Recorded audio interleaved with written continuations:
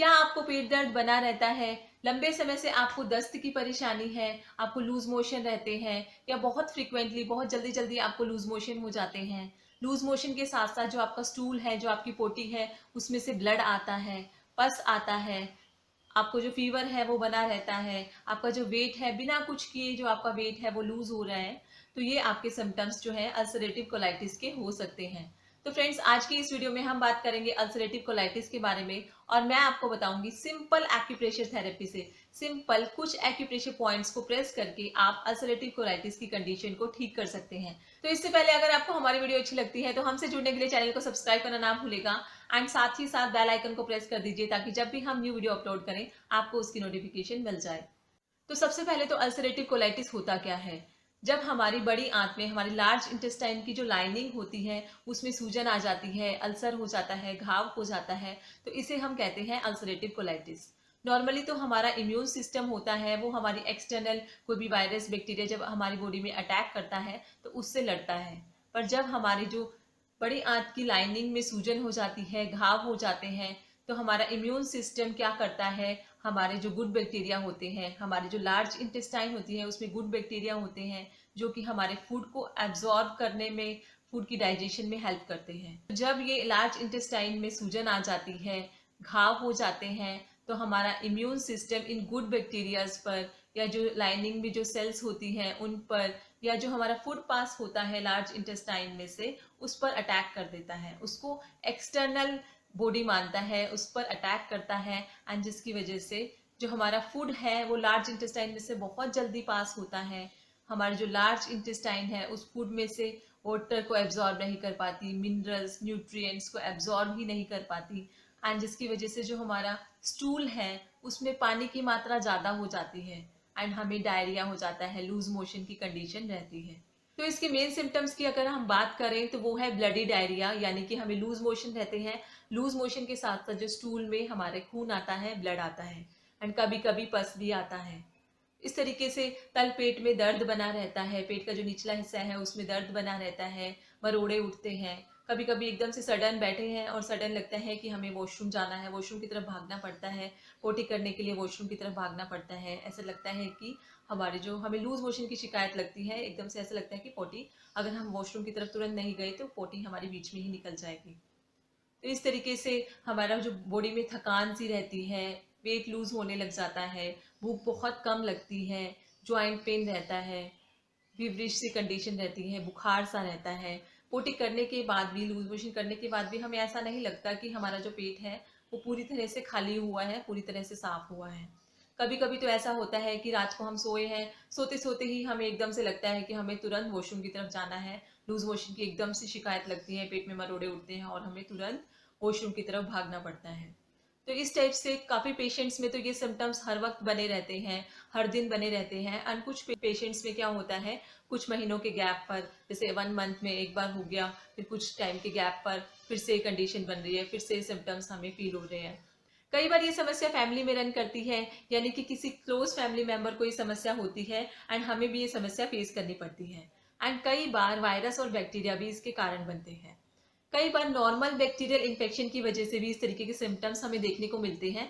तो सबसे पहले आप अपना स्टूल टेस्ट करवाइए, उससे आपको पता चल जाएगा कि आपको नॉर्मल बैक्टीरियल इन्फेक्शन है या नहीं। एंड उसके बाद एक्सरे होता है, कोलोनोस्कोपी होती है, जिससे हमारे जो कॉलन है, हमारा जो लार्ज इंटेस्टाइन की लाइनिंग होती है जिसे हम कॉलन कहते हैं, उसको छोटे कैमरे से, एक छोटे से मिनिएचर कैमरे से चेक किया जाता है एंड हम पता लगा सकते हैं कि हमें अल्सरेटिव कोलाइटिस है या नहीं। तो चलिए अब बात करते हैं एक्यूप्रेशर ट्रीटमेंट की। हमारी बड़ी आंत में, लार्ज इंटेस्टाइन में ह्यूमिड हीट बढ़ने की वजह से हमारी जो बड़ी आंत है उसमें सूजन आ जाती है, घाव हो जाते हैं। तो सबसे पहले तो हॉट फूड को, जो बहुत ज़्यादा गर्म तासीर के भोजन हैं, उनको बहुत ज़्यादा मात्रा में ना खाइए। ग्रीजी फूड्स को, ऑयली फूड को भी बहुत ज़्यादा मात्रा में ना खाइए, क्योंकि ग्रीजी फूड, ऑयली फूड, बहुत ज़्यादा गर्म तासीर का भोजन हमारी जो लार्ज इंटेस्टाइन में है उसमें गर्मी पैदा करता है, ह्यूमिडिटी पैदा करता है एंड जिसकी वजह से हमें ये समस्या देखने को मिलती है। लार्ज इंटेस्टाइन में बहुत ज़्यादा ह्यूमिडिटी की वजह से क्या होता है, जब हमारा फूड लार्ज इंटेस्टाइन से पास होता है तो लार्ज इंटेस्टाइन उस फूड में से फ्लूइड्स को, विटामिन को, मिनरल्स को पूरी तरह से एब्जॉर्ब नहीं कर पाती एंड जिसकी वजह से जो हमारा स्टूल होता है उसमें वाटर की मात्रा, पानी की मात्रा ज़्यादा रहती है, जो कि लूज मोशन के रूप में हमें दिखाई देती है। इसी ह्यूमिडिटी की वजह से जो हमारा स्टूल है उसमें से पस निकलती है, म्यूकस निकलता है। एंड गर्मी की वजह से क्या होता है, ब्लड वेसल्स में से ब्लड बाहर निकलता है जो कि हमारे स्टूल के साथ बाहर आ जाता है। इसी गर्मी की वजह से हमारा जो एनएस है, हमारा जो गुदा है, उसमें हमें जलन सी महसूस होती है, एक बर्निंग सेंसेशन होती है। हमारा जो मल है, स्टूल है, उसमें से एक गंदी सी स्मेल आती है, एक ऑफेंसिव स्मेल आती है। हमारा जो यूरिन है वो डार्क हो जाता है, हमारी जो टंग है वो रेड हो जाती है, हमारी जो पल्सेस हैं वो रैपिड हो जाती हैं, बहुत ज़्यादा पल्सेस हाई हो जाती है, पल्सेस रेट जो है वो हाई हो जाता है।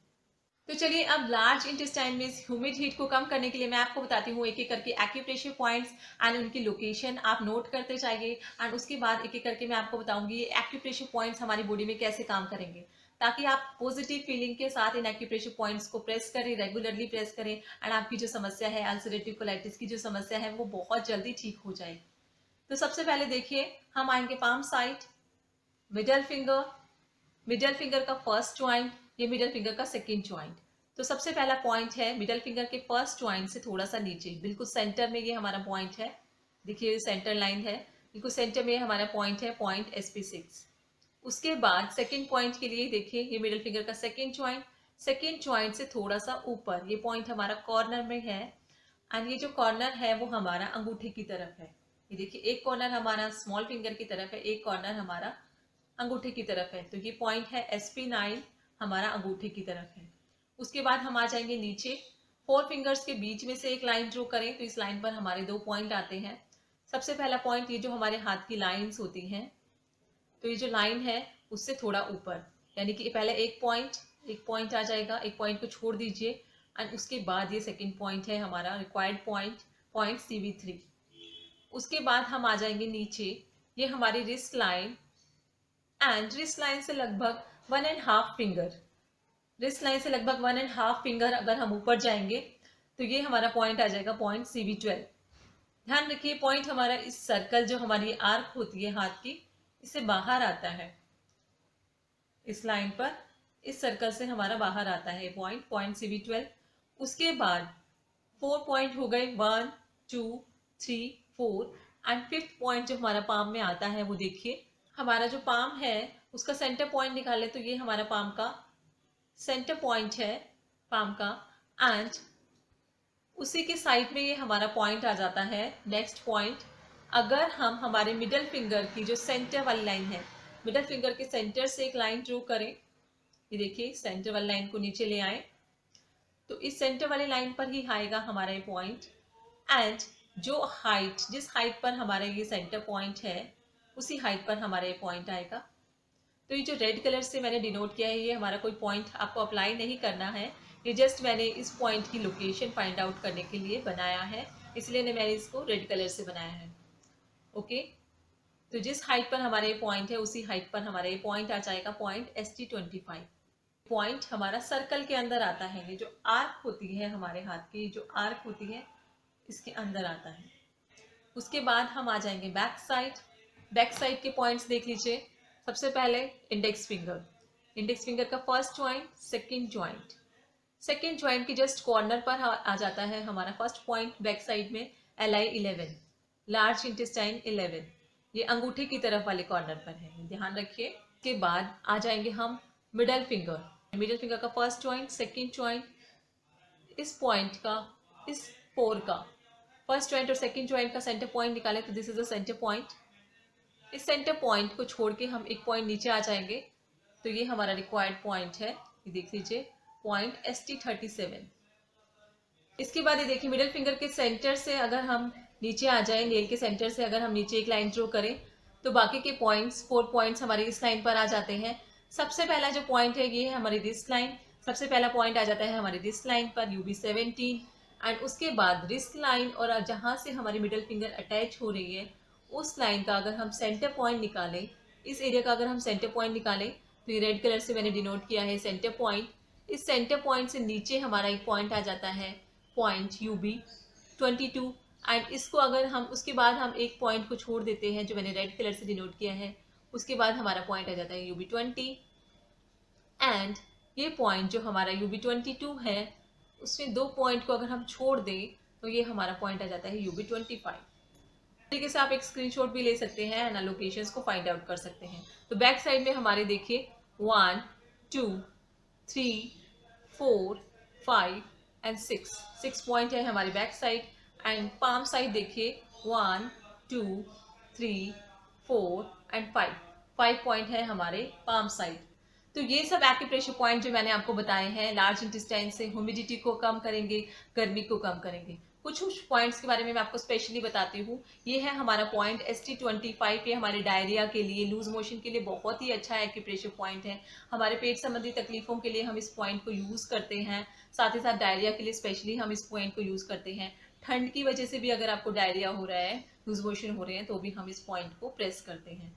उसके बाद हमारा ये पॉइंट है पॉइंट LI11, एक होम्योस्टेटिक पॉइंट है, हमारी बॉडी से गर्मी को बाहर निकालता है। तो हम इस पॉइंट को हीट को क्लियर करने के लिए, हीट गर्मी को कम करने के लिए हम इस पॉइंट का भी यूज़ करेंगे। उसके बाद ये पॉइंट आ जाता है हमारा जो कलाई पर है UB17, ब्लड के लिए बहुत ही अच्छा एक्यूप्रेशर पॉइंट है। जो हमें ब्लीडिंग हो रही है, हमारे लूज मोशन के साथ साथ स्टूल के साथ साथ जो हमारा ब्लड आ रहा है उस ब्लड को ये स्टॉप करेगा।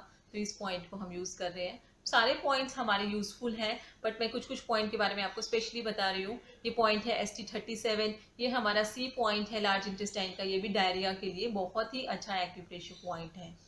तो अब मैं जल्दी से बताती हूँ आपको इन एक्यूप्रेशर पॉइंट को आपको कैसे स्टिमुलेट करना है। फ्रेंड्स, वीडियो को बोरिंग ना बनाते हुए जल्दी से हम देख लेते हैं।